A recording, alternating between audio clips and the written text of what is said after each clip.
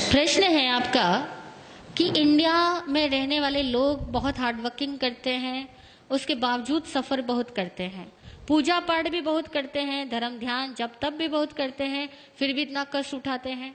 और फॉरेन में रहने वाले लोग इतना कोई पूजा पाठ जब तब करते ही नहीं है और उनकी लाइफ कुछ इस टाइप की है कि वो बहुत कम कष्ट उठाते हैं और बहुत जल्दी सफलता पा लेते हैं। उसका क्या कारण है? यही आपका प्रश्न है ना। उसका क्या कारण है? तो यहाँ there are so many reasons, बहुत सारे कारण हैं। पहली बात तो यह कि भारतीय आदमी के सोच का तरीका ही दूसरा है और आउट ऑफ इंडियंस के सोच का तरीका ही दूसरा है। हमारे यहाँ पर हर सोच में स्पष्टता का अभाव है, क्लैरिटी नहीं है। हम लोगों के यहाँ विजन की क्लैरिटी नहीं है। मैंने कल भी एक एग्जाम्पल दिया था। यहाँ हम लोग क्या करते हैं, सुबह पूजा पाठ करते हुए धन की निंदा करेंगे, मोह माया की निंदा करेंगे, इन सबको दुख का घर बताएंगे, इन सबको खारा जहर बताएंगे और 2 घंटे बाद इस खारे जहर को पाने के लिए सारे जहरीले काम अपनाएंगे। सच बोल रही हूं या नहीं? हमारे यहाँ विजन की क्लैरिटी नहीं। आप चाहते क्या हो, स्पष्ट तो बनो। फॉरेन के आदमी के पास में ये फॉर्मेलिटीज नहीं है, वो उसका विजन क्लियर है। पैसा चाहिए तो पैसा चाहिए। हमारे यहाँ पैसा भी चाहिए और पैसे को वो क्या, हाथ का मैल, पैसा तो हाथ का मैल है, ऐसा भी कहेंगे। यार लक्ष्मी का अपमान भी करेंगे, लक्ष्मी भी चाहिए। कैसे चाहिए, कैसे मिलेगी? इसी तरह से घर वालों का प्यार भी चाहिए और बात बात में घर वालों को डांटेंगे, उनकी इज्जत खत्म करेंगे और उनको ये फील करवाएंगे कि तुम तो कुछ समझदार ही नहीं हो, जो समझदार हो वो तो मैं ही आदमी हूं बस।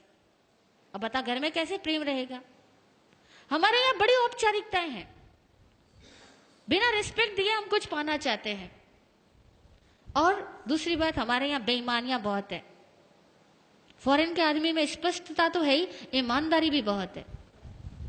हमारे यहाँ तो विश्वास ही गलत है। हर आदमी सोचता है झूठ बोले बिना पैसा हो नहीं सकता, टैक्स तो चुराना ही पड़ेगा, भाई भाई में झगड़े तो होंगे, मतलब हम लोग मान के चलते और अपने गलत विश्वासों के तहत जिंदगी जीते हैं। हमें एक्चुअल में कहे ना तो धार्मिक लोगों को भी जीने का सही सलीका नहीं आता। और दूसरी बात, ये धर्म करते किस लिए हैं? ईमानदारी से पूछना, धर्म किस लिए करते हैं? मोक्ष वोक्ष की तो सारी बातें हैं। हर आदमी, कोई किसी को मोक्ष नहीं चाहिए। और वो धर्म भी किस लिए करता है? धर्म भीरू होने की वजह से धर्म करता है। हम लोग धर्म क्यों करते हैं पता? धर्म भीरू है, धर्म से डरते हैं, पाप बनने से डरते हैं, नरक से डरते हैं, भगवान से डरते हैं, इसलिए तो धर्म करते हैं। हम कौन सा धर्म समझ के करते हैं? वो लोग थोड़ा भी करेंगे या नहीं भी करेंगे, कम से कम जीने का विज्ञान समझते हैं कि लाइफ कैसे मूव करती है, उसका साइंस समझते हैं, फिर जिंदगी को जीते और खुल के जीते हैं। हमारे यहाँ तो हर चीज औपचारिक है। भूख लगी होगी ना, तब भी कोई कह भी देना कि खाना खा लो तो कहेंगे नहीं नहीं पेट भरा हुआ है, अभी घर से खा के आया। हाँ, नहीं बोलते? किसी के घर चले जाओ आप लोग और सामने वाला बोले कि खाना खा लो और आपको भूख भी लगी है, तभी कहोगे नहीं नहीं जी भूख बिल्कुल नहीं, अरे भाभी जी कष्ट मत करो, मैं तो घर से खा करके आया हूं। और सपोज वो दोबारा तिबारा कहेगा ना तो खा लोगे। खाओगे या नहीं खाओगे? कहने का मतलब यह हुआ कि हमारे यहाँ पर धर्म के नाम पर भी डर चलता है, रिश्वतखोरी चलती है, क्योंकि हम तो भगवान को साफ साफ रिश्वत देके आते हैं। देते या नहीं देते? मंदिरों में जाते हैं, साफ रिश्वत देते हैं, भगवान मेरा ये काम कर देना, मैं ये चढ़ा दूंगा। और पहले चढ़ा करके बाद में चढ़ाने का वायदा करके भगवान से अपने इच्छाओं की पूर्ति चाहते हैं। बड़ी अवैज्ञानिक तरीके से हम लोग भक्ति करते हैं, अवैज्ञानिक तरीकों से धार्मिक क्रियाएं करते हैं, क्योंकि धर्म को हम समझने की कोशिश भी तो नहीं करते, खाली हम रिवाजों को फॉलो करते हैं, लकीर के फकीर बने हुए हैं। तो धार्मिक होने से, पूजा पाठ जब तब कर देने से कुछ नहीं होता। और अक्सर देखा जाए तो ज्यादा जाप वही करता है जो ज्यादा डरपोक होता है, ज्यादा लालची होता है, जिसको लगता है जितना ज्यादा जाप करूंगा मेरा धन उतना ही ज्यादा बढ़ेगा, मेरी सुरक्षा उतनी ज्यादा बढ़ेगी। अक्सर लोग इसी वजह से जब तब ज्यादा करते हैं और इसलिए करते हैं कि थोड़ा भगवान खुश रहेगा तो मैं जितने पाप कर रहा हूं ना उसका फल मुझे कम देगा। हकीकत है, हम इंडियंस लोगों की सोच ही बड़ी अजीबोगरीब है। इसीलिए हम लोगों का जब तक सब देखा जाए ना तो बड़ा स्किन डीप भी नहीं होता। जरा सा कुछ घटना चेंज होगी ना, सब छूट जाने वाला है। कुछ घर में एक प्रतिकूलता हो गई तो कहोगे हे भगवान, हे कन्हैया, तेरे से तो मेरा विश्वास ही हट गया, तू मेरा कुछ भला नहीं करता। हम भगवान को भी सीधा तिरस्कृत करके आ जाएंगे, तूने मेरा क्या किया, मैंने इतने सालों तक तेरी पूजा की, तूने मेरा किया तो किया क्या। हम लोग कहाँ भक्ति करते हैं? भक्ति कोई हृदय की होती है? भक्ति ज्ञान से आए, भक्ति प्रेम से आए तो ये सवाल ही नहीं पैदा होगा। और दूसरी बात, इंडियंस लोग सफर इसलिए करते हैं क्योंकि यहाँ बहुत बड़ा तंत्र खराब है। केवल एक आध आदमी खराब नहीं है, पूरा सर्कल ही डिस्टर्ब है, पूरी व्यवस्थाएं खराब है, व्यवस्थाएं विकृत है, एक तंत्र खराब है। जब पूरा तंत्र खराब होता है ना, तो एक सही, जैसे समझो एक बगीचे के अंदर बहुत ज्यादा प्रदूषण हो, गंदगी इकट्ठी हो, और वहां पे आप गुलाब के पौधे लगाओ, तो बेचारे गुलाब के पौधे अगर 100 लगाए हो तो 90 तो वैसे ही सूख जाने, वो गंदगी उनको पनपने नहीं देगी, खिलने ही नहीं देगी। और 10 लग भी गए तो उनकी खुशबू नहीं फैलने देगी, क्योंकि 100 गंदगी के ढेर और 10 गुलाब के फूल रख दो तो खुशबू आएगी या बदबू आएगी।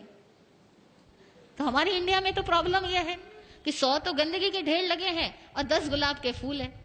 वो सच्चे धार्मिक कह दो या सही समझदार लोग कह दो, वो 100 में से 10 लोग मिल जाए तो बड़ी बात है, बाकी के सारे लोग केवल एक भेड़ चाल में अपनी जिंदगी पूरी करते हैं। इसीलिए इस इंडिया में तंत्र बिगड़ा हुआ होने की वजह से बहुत चीजें बिगड़ी हुई है। दूसरी बात, इंडिया के लोग ऑनेस्ट नहीं है, जितनी समझदारी की बातें हम जानते हैं ना, उसको फॉलो नहीं करते।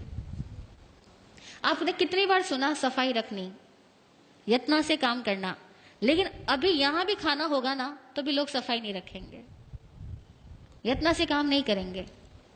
कितनी बार सुना होगा अपना काम खुद करना, बच्चों को हम कहते हैं अपना काम खुद करना, लेकिन आप इतने बड़े हो गए, आप भी यहां से जाओगे ना, कोई लोग ये नहीं सोचेगा कि कुर्सी का ढेर पड़ा है, अपनी कुर्सी उठा के उसी पे रखूं। हर आदमी कुर्सी छोड़ के ही जाएगा। और मैं इतनी बार यहाँ कह चुकी हूं, लेकिन मैं रोज देख रही हूं कि यहाँ कोई 1 या 2 आदमी मुश्किल से होता है जो अपनी कुर्सी व्यवस्थित रख के जाता है, बाकी सब ऐसे ही छोड़ के जाते हैं। We are not honest. यहाँ लिखा हुआ जूते वहां खोलना, लेकिन हर बार बाहर बैठे हुए आदमी को कहना पड़ता है कि जूते वहां खोलो, आंटी जी यहाँ मत खोलो। क्यों? मतलब छोटी मोटी बातें भी, मैनर्स की बातें भी हमारे पास में नहीं है, क्योंकि हम सारे लोग स्वच्छंदी है। शास्त्र में एक वर्ड आता है स्वच्छंदी, मनमानी करने वाला। हम सारे लोग इस तरह के हैं, हम सब अपनी मनमानी से जीना चाहते हैं, हमें डिसिप्लिन पसंद नहीं है। और कोई दूसरा हमें डिसिप्लिन में रहने को कह दे, उस आदमी से तो मुंह चिढ़ा लेते हैं, उस आदमी से तो अपनी दूरियां बनाना शुरू कर देते हैं, क्योंकि इसने मुझे कैसे कह दिया। हम वहां जाना ही बंद कर देंगे। ईमानदारी की बात है, ये हम साधु इसलिए आप हमें माफ कर रहे हो, बाकी कोई और आदमी आकर के आपको कुछ कह देना, अनुशासन के नियम यहाँ पर, आप कहोगे इस जगह जाना ही नहीं दोबारा। सच है। इसीलिए आसान नहीं है।